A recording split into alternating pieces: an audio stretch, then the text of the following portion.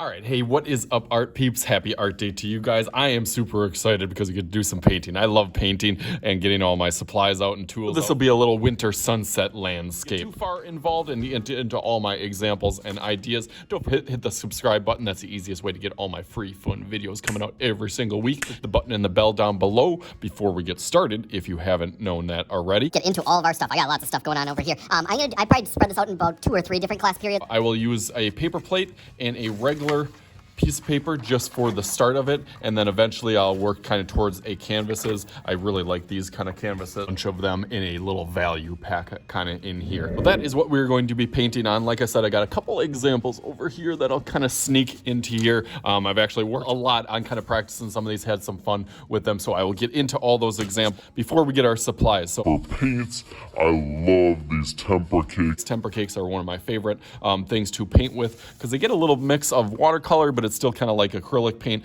So I have temper cakes, or I have some sort of paint.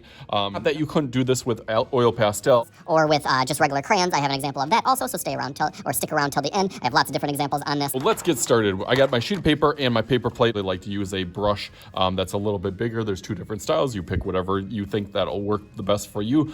For this one, I'm probably going to pick a more flat one to try to get a little bit thicker and probably go a little bit faster. For my colors that I'm going to use some more cool colors for this one in kind of a winter scene. You will see that these temper cakes do get a little bit messy, and eventually some of them start looking like this, or can look like this if you don't clean them properly. So we do not want that. We want them looking a little bit more like this. So that's what I'm going to shoot for. Okay, so then what I'm going to start with in the middle is kind of like a pinkish red in that kind of center part.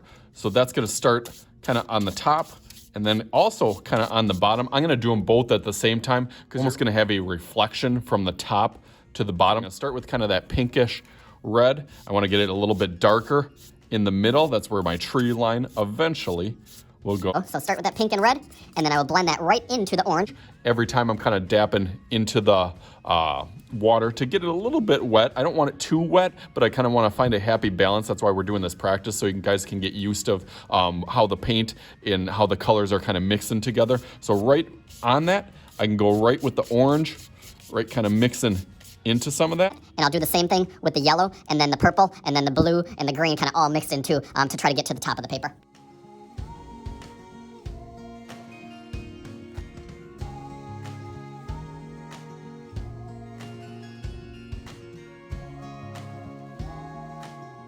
I can always not be afraid to go back into the color down below because it's okay as it gets darker towards the bottom. And then even while I'm talking, I kind of forgot that I said I was going to do the same thing on the bottom. You can, while you have your pink or your red, you can go on the bottom. While you have your orange, you can do the bottom. You can do the yellow while you have that on there, or you can just do the top and then do the bottom. So that's what I am going to do. So I got mine almost up to the top. Here, I'm going to add some of that green. That green kind of gives you the hint of the winter feel, and then turning that as it gets to the very top into that last color, which will be the blue on there. So that's what I'm going to get my top as best as you can to try to get all that natural color, kind of a nice smooth transition from that top to bottom.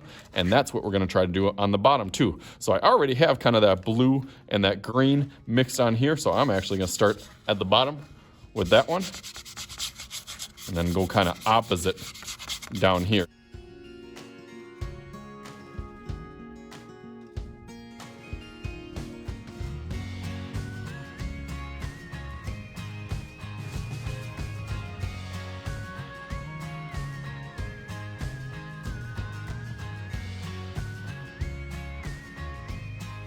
It kind of gets a little bit frustrating sometimes if it doesn't look perfect right away. And know that this is just a practice. The reason that you're doing this is just to get used to doing it on a regular or kind of like a final copy. But don't be afraid to kind of play with some stuff. I noticed that this was a little bit dark down here, so I'm going to add a little bit more water and kind of stretch those colors out, kind of pull some of that side into each other, and then blend it all together in here, all the way out to the sides. On here, I still like some of those kind of stripes in there that I want to kind of blend as well in there, and pretty much to the outside all the way. I got a pretty good set of colors now. Okay, nice. I like how that looked. It going into green a little bit. Some people like it going into blue. I did a little bit more blue going into for my other practice that I did. So again, it's important to kind of practice some of these things before you get onto the regular or the final sheet of paper. Now you can set that off to the side and you can grab your sheet of paper. Okay, so for my practice, I'm gonna kind of pick a spot for my horizon point or my middle. I'm gonna put a line nice and light across there, all the way across. And then I'm gonna have like a little river or a channel kind of curving and going onto the bottom, and then the top will be that sunset, but the reflection will be down in that little river. So how I'm gonna start is I'm gonna have a line going over, and then it kind of curves, and then it goes over again, and then curves out a little bit further, and then it goes over one more time. And on each of these kind of banks, it'll be a little bit darker. So that one, but you skip as if there was like a shadow. And then this one going all the way off into the distance. That's how we create that kind of foreshortening Visual perspective as it goes back into the distance. And then on the other side, you're kind of mimicking that, where it gets really, really small over here, and then gets a little bit bigger, goes out, and then back in, and then back out over here as it kind of opens up over here. And then you can do some of that same shadowing. So a little shadow would be on this side, and a little shadow would be on this side. So this is kind of that river kind of flowing or channel flowing out. And then up on here will kind of be where your forest is all the way off in the distance. So kind of where that introductory line was. But then in the foreground, you want to put a line over here. And I'm going to do 2 over here, maybe a third one. We'll sneak a little one over here, and then 2 over here. 1 over here, and 1 over here. And this is where I kind of get my Bob Ross, where you kind of got to make some of your big decisions here. Again, you do not have to do this exact one that I'm doing. I'm just going through step by step to make it easier for those friends that want to do the same thing as me. This practice, but now if you've developed that throughout the practice on the final one, you can do whatever kind of, there's thousands of different winter scenes that you could do in, probably just typing in winter painting or sunset winter, all sorts of awesome ideas. So how I do it is I put the little line on the bottom, that's going to be the bottom of the evergreen tree, and then I do a little stick kind of standing up. Let's make this one go up nice and high.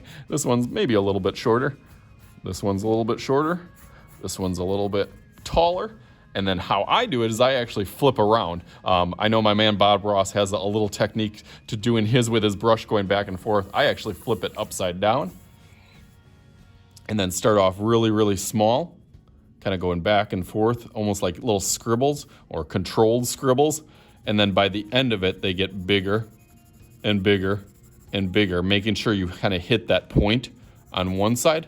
And then you can go over to the other side and do the other side when it kind of layers back and forth. So that's the style. And then by the top of it, it gets really, really skinny up there. So that's what I'm gonna do for the rest of these. Go all the way down and then go all the way up on the other side. So let's go through that real quick. Okay, so nice. Now I can flip that around and you can see, you know, whoever knew that you could make Christmas or evergreen trees so easy. They kind of want to challenge themselves, even with crayon or color pencils. You could do kind of and figure out how your colors are going to go on here. And that's what I did. Taking my big bucket of crayons in here. Doesn't have to be anything perfect, just to get an idea of how the color is going to go on there is how I started to figure out some of those little tips and tricks that I wanted to kind of blend the colors and figure out how it's actually going to look, just to help me visualize it a little bit better. So now what you would do is set all that stuff aside, your final piece. Now some people like to kind of sketch that out first and do their whole sunset first, and then kind of draw on top of that, because you could actually sketch right over this once this dries. So there's a lot of different options. So I'm gonna go through mine really quick and you can see how that turns out, and then I'll show you kind of some of my little examples all the way over here. I don't wanna show you that just yet on here. So let's go through that real quick.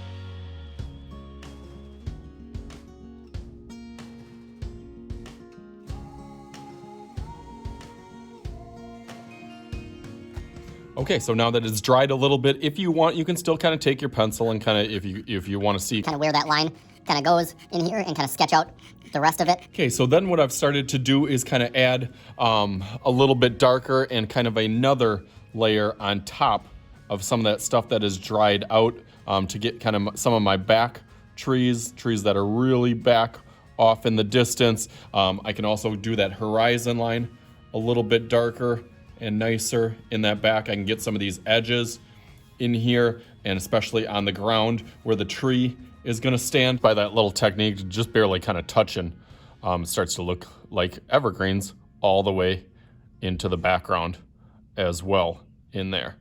Okay, so now I'm gonna go onto the trees. Again, by flipping this upside down. And then starting at that very top, kind of getting really, really thin, and then back and forth, back and forth. And then once I get kind of to this point, then I can start doing my lines that kind of go out and then back in from the other way. Just again, creating some of that depth in the trees, because this is all gonna be in the background, and then the snow will kind of be on top of that. But I like to have kind of like a little blue, maybe a little bit of purple kind of mixed in there to get some of that deepness and darkness to the trees. So that's what I'm gonna do, is fill some of those up.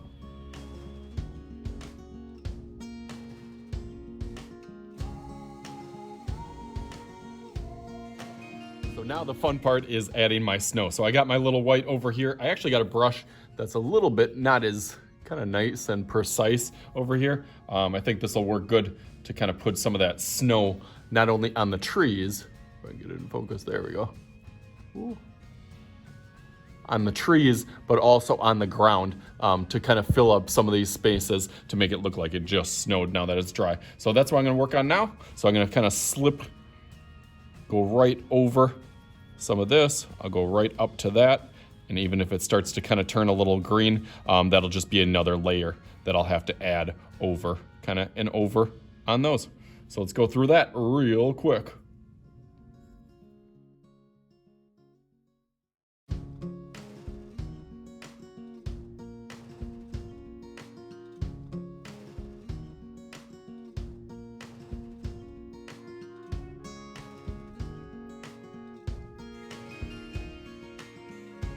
Awesome, so I got it really, really close to being done, but this is where a lot of students get into a project And they just kind of give up. from this point of it, and really from this point to the finish is probably the easiest part. As far as you've done the most challenging things of it, it's just kind of doing some of those little tips and tricks that'll help take it to the next level, where I think this one is at that next level already, but hopefully you can see some of those differences from this one to this one where it looks a little bit cleaned up. And how I got to that point was doing some of these tricks and tips That I'm going to tell you about now. Okay, first thing I want to do is use marker. And using Sharpie back in this will help kind of bring some of those distance things and make them kind of really set further back into that distance.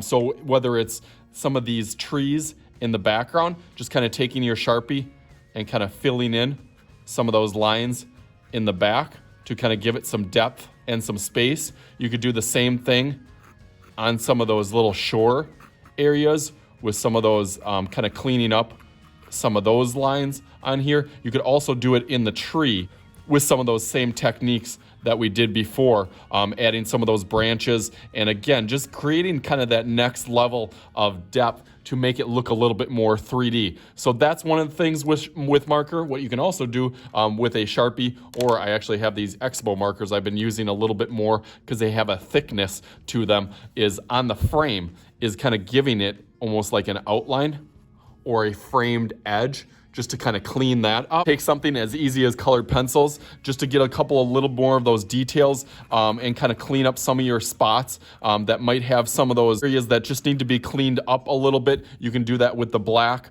maybe like adding a little shadow under here to kind of clean up that area under there, making it a little bit darker on there so it looks like the tree's actually sitting on that shadowy part on the bottom. So something like that can really just take your artwork to the next level. So that's what I'm gonna do with this one. Boom, just like that. There it is. So you can tell I clearly had a lot of fun during this. I feel like I could paint landscapes and sunsets forever and ever. Even maybe a little bit of inspiration from my Bob Ross shirt. Good vibes only. So hopefully you guys had fun with this. I know I did, all the way from the practice pieces to the final pieces. So as always, I am Mr. Shooty. This is Mr. Shooty's Art Channel. We'll talk to you guys later.